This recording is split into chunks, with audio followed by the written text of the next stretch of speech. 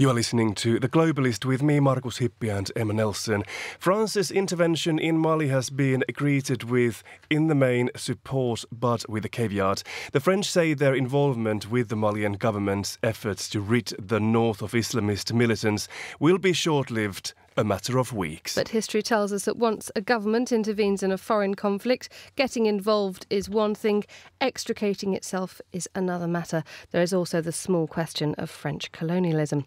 Joining us now is a French-Algerian journalist and columnist, Nabila Ramdani. Hello, welcome to the studio, Nabila. And also James Schneider, who is with us before the top of the hour for today's paper review. From Think Africa Press, he joins us once more in the studio. Thank you for staying with us, James. Let's begin with you, Nabila. Are you surprised by the speed of involvement and the way that France's foreign policy is shifting very much more to an interventionist approach? Well, yes, indeed. And it was an astonishing move by President Hollande to indeed intervene in African matters yet again, given France's long track history of meddling into African politics. And 1 week before the military intervention, Hollande actually said that he was going to reverse that policy and that track record of France in the on the African continent. And he promised to indeed reduce the number of troops present in French garrisons in countries like Chad, the Central African Republic, or, in neighbouring African countries with containing French troops effectively.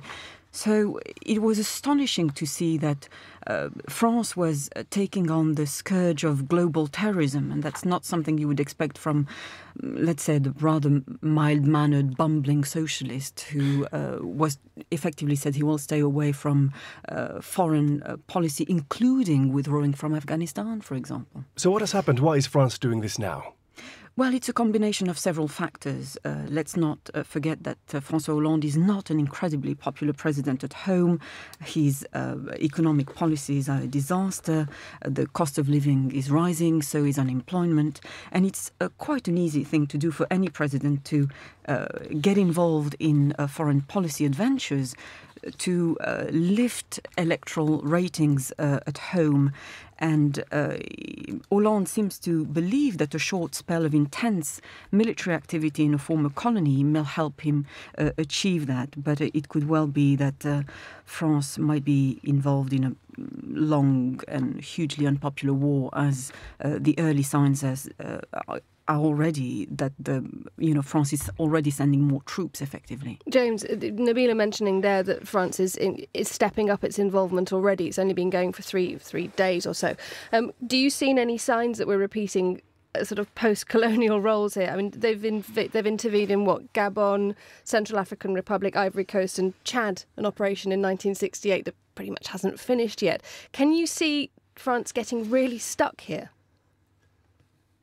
Yes, they could get really stuck here, but I think we need to view this in context. I mean, yes, France has a really terrible record in its former colonies, the system of France-Afrique, of neo-colonial control. However, I think the case that this particular intervention in Mali is a form of planned neo-colonialism oversteps the mark. I think this is an ad hoc intervention which has been brought about for a very particular reason.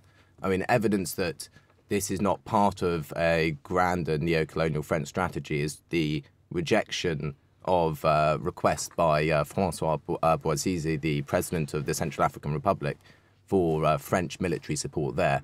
Under the previous system of La France-Afrique, that's exactly what the French would have done. This intervention, at the moment, it's very French-led, but that's because France was able to react swiftly. It was requested by the Malian government, and it has been overwhelmingly popular in Bamako in the south. So whether they're drawn into it for a long period of time, they said that they would be drawn into it beforehand, but the timing for the intervention was different. They thought that it would be in September and it would be more African-led.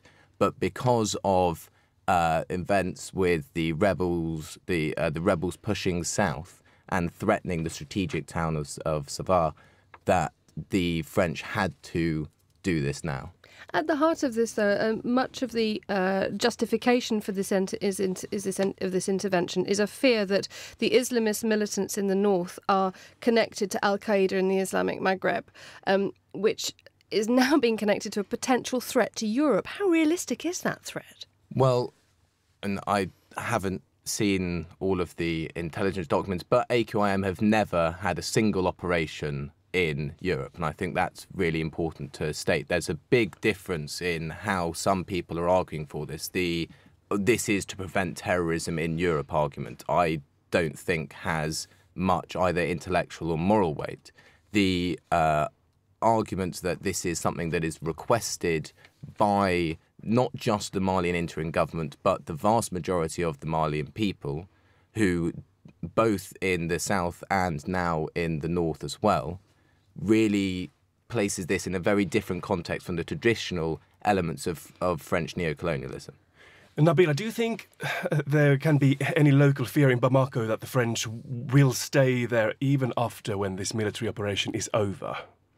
Well, yes, indeed, and I would slightly disagree with James. I think although people are quite happy to see the French intervene at the moment because of the looming threat of the rebels from the north advancing menacingly towards Bamako, I think it's an open secret, and everybody would be aware of the fact that France has regularly propped up controversial figures like Traoré himself, who is now 70 and often linked with allegations including human rights abuses.